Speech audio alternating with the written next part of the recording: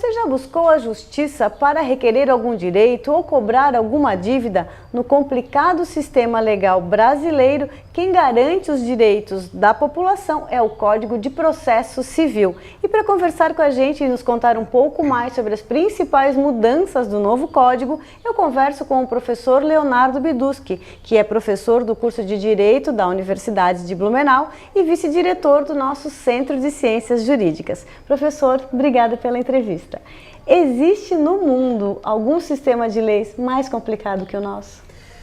Então, de uma forma geral, os países de colonização portuguesa e espanhola têm um sistema legal bastante complexo, com muitas leis, com muitas normas que o profissional do direito tem que conhecer.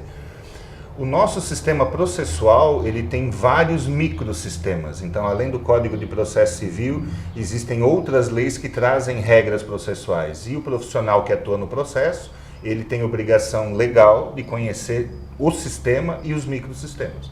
Isso deixa o nosso sistema processual bastante complexo. O novo Código de Processo Civil está em vigor desde 2016 e para nos explicar um pouco mais sobre as mudanças que ele trouxe, a Brenda fez uma entrevista. Vamos ouvir.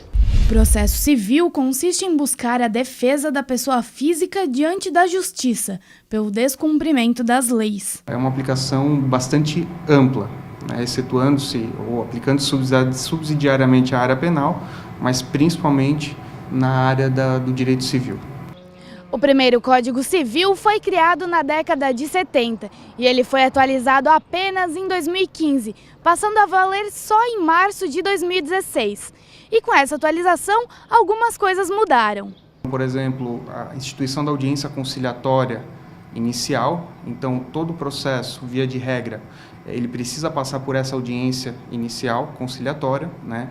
Tivemos algumas mudanças, por exemplo, com a extinção de recursos, né, para evitar a demora da efetiva aplicação da tutela jurisdicional, a introdução de medidas atípicas nos poderes do magistrado. Então, o magistrado ele pode utilizar de medidas não convencionais para garantir o cumprimento da ordem judicial. Tivemos também a alteração na contagem dos prazos, que foi muito importante, era um pleito antigo dos advogados. Os prazos, hoje em dia, eles são contados apenas em dias úteis, então não se conta nem finais de semana, nem feriados. Mas, na prática, o que a gente tem visto bastante, a aplicação dessas medidas atípicas, principalmente em São Paulo, onde juízes vêm determinando, por exemplo, a apreensão de CNHs de devedores, passaportes de devedores. Já vimos decisões também onde o juiz cancelou cartões de crédito de devedores, né? Tudo isso visando que os devedores sejam compelidos a efetuar o pagamento, né, da dívida.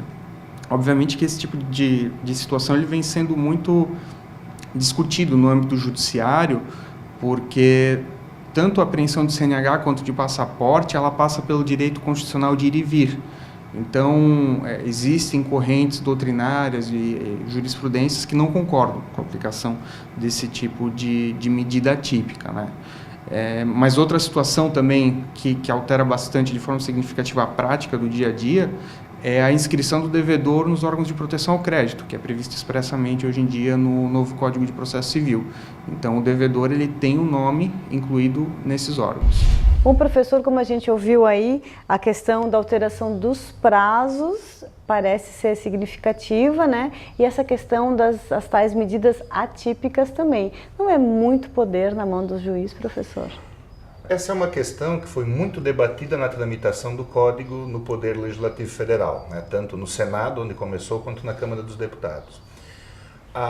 É possível dizer que o Código ele tenta equilibrar o poder na mão do juiz para efetivar suas decisões, que é uma coisa muito importante, porque imagine você, o juiz, dando uma ordem, mandando realizar ou proteger um direito e não tendo mecanismos para fazer cumprir aquilo, né? Então esse é um aspecto.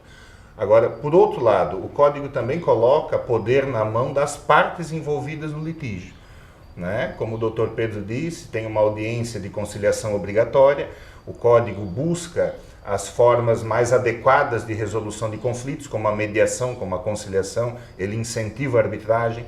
As partes podem fazer negociações envolvendo os próprios atos processuais, coisa que é muito comum no direito anglo-americano, mas no direito brasileiro nós não tínhamos ainda, né? Então, é possível dizer que o Código equilibra essa concentração de poderes de execução na mão do juiz, ao mesmo tempo em que ele coloca poderes nas mãos das partes e dos advogados para melhor condução do processo onde elas estão envolvidas. Podemos dar um exemplo, professor, algum caso prático que a gente possa entender como as partes também podem, de alguma maneira, contribuir nessa solução de conflitos? Vejam, é muito comum agora, depois que o Código entrou em vigor, que as partes combinem com o juiz a data na qual a defesa vai ser apresentada, a data na qual a manifestação vai ser apresentada e, às vezes, dependendo da quantidade de trabalho da unidade jurisdicional, eles combinam até mesmo a data na qual a sentença vai ser proferida pelo juiz. Isso é muito é o chamado calendário processual. Isso é muito interessante porque coloca as partes como protagonistas do processo civil, coisa que até então não era comum. E a Brenda chamou de novo Código Civil, na verdade é o novo Código de Processo Civil, são códigos diferentes. Ele foi bem recebido pela comunidade, pelo universo legal brasileiro, esse novo Código de Processo Civil? Ele entrou em vigor em março de 2016. Eu posso te dizer que talvez ainda seja muito cedo para nós termos uma dimensão da profundidade do impacto dele no dia a dia dos advogados, dos juízes, dos promotores, enfim, de todos aqueles que mexem com o processo. Hoje é possível afirmar, sim, né, que muitas dessas modificações já são sentidas de imediato, né? A questão dos prazos, a questão do incentivo à mediação e à conciliação, o sistema de precedentes judiciais, né? O Código ele dá força vinculante, força obrigatória a alguns tipos de decisões judiciais que são submetidas a um determinado procedimento. Então, aqueles casos, as decisões daqueles casos passam a ter força obrigatória para todos os casos idênticos. O que acelera o processo, a gente pode imaginar? O que acelera a tramitação do processo, desses processos que são iguais àqueles que já foi decidido. Porque, em tese, já tem uma decisão tomada a respeito daquilo, então é uma questão de replicar. Exato, e a partir do momento que você já tem uma decisão vinculante, uma decisão obrigatória nesse sentido, né, fica um pouco fora de contexto apresentar recursos, apresentar defesas contra matérias que já estão decididas, né? E tem muitos âmbitos onde isso já acontece, o direito tributário, o direito administrativo, né, o próprio direito constitucional. Então, nesse sentido, quando você me pergunta, né, se esses impactos estão sendo observados, eu lhe respondo que sim.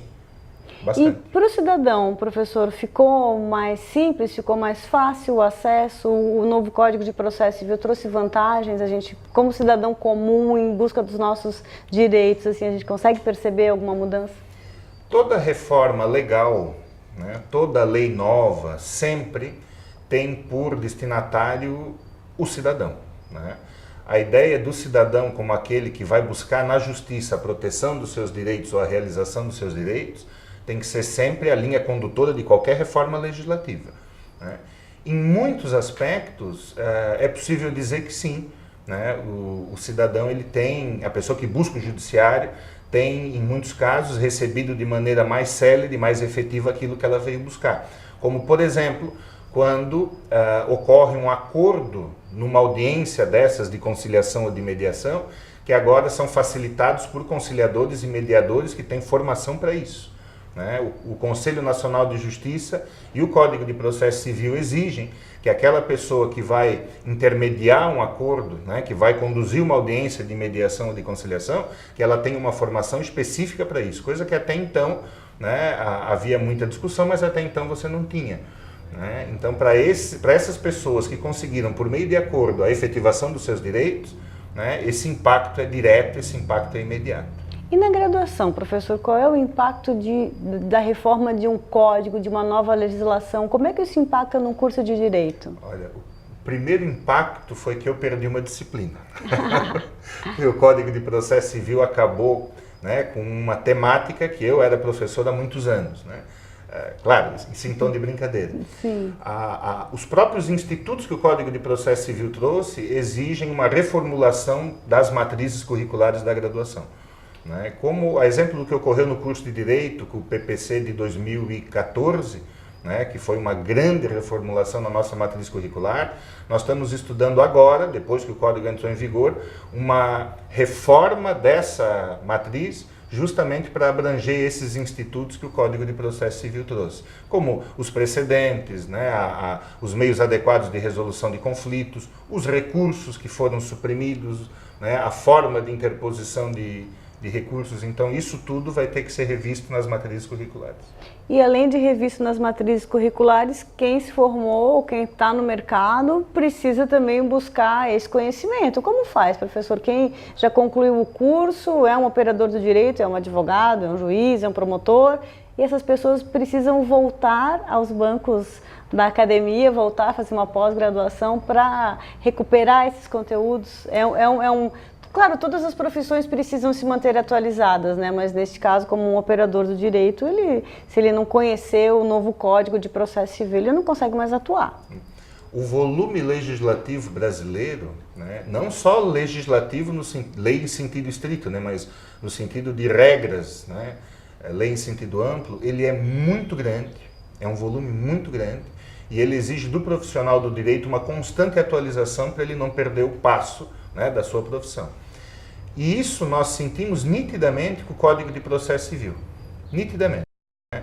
Então, o meu conselho aos profissionais é que busquem a especialização, né, é que busquem estudar esses novos institutos, busquem estudar essa grande reforma do processo civil, porque sem esse estudo vai ficar muito difícil atuar da maneira como se exige que o profissional atue na prática. Professor, quando a gente pensa, né, no bacharel em Direito, a gente pensa normalmente que ele vai ser um advogado, né? Quais são as outras possibilidades de mercado que existem para esse profissional? Existem mais de 20 profissões catalogadas, ligadas ao curso de Direito, né? A partir do momento que o aluno se forma, né, quando ele se torna bacharel em Direito, abre-se para ele um leque muito grande de possibilidades. Ele pode optar pela magistratura estadual, federal, do trabalho, Ministério Público, ele pode ir para a advocacia, né? Ele pode optar por uma carreira pública, ele pode usar os conhecimentos dele no dia a dia como empresário, como contador, né? Existem várias ramificações do curso de Direito e acaba sendo relevante praticamente para toda e qualquer profissão.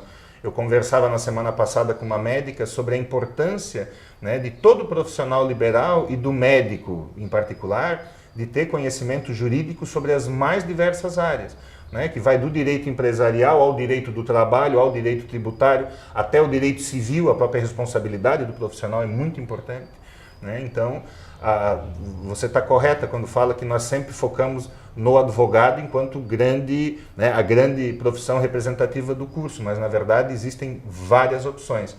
E qualquer delas, se estiver relacionada ao processo civil, é muito importante que o profissional busque essa atualização para poder desenvolver corretamente a sua profissão. Nós temos uma pós-graduação sendo oferecida, professor, é isso? Exato, ela foi aprovada no Departamento de Direito na semana passada, agora ela está sendo submetida aos órgãos competentes da universidade, né? E se der tudo certo, vai dar... Estamos preparando uma pós-graduação, então. Exato. E dando tudo certo, em fevereiro de 2019 nós teremos a aula inaugural, né, confirmada com o professor Cássio Carpinella Bueno, um grande processualista do estado de São Paulo. Justamente para atualizar localmente aqui os nossos profissionais em relação ao novo Código de Processo Civil. Exato. A matriz da nossa pós-graduação, do nosso curso de pós-graduação, ela é baseada no Código de Processo Civil, né, de uma forma específica, além de passar pelos temas transversais da graduação do curso de Direito, né? Então é uma pós que vai ter muito proveito para todo e qualquer profissional que atue direto ou indiretamente com o processo civil no Brasil. Professor, muito obrigada pela entrevista. Eu que agradeço pela oportunidade e estou à disposição. Obrigada. O Preciso Saber volta na semana que vem. Até lá.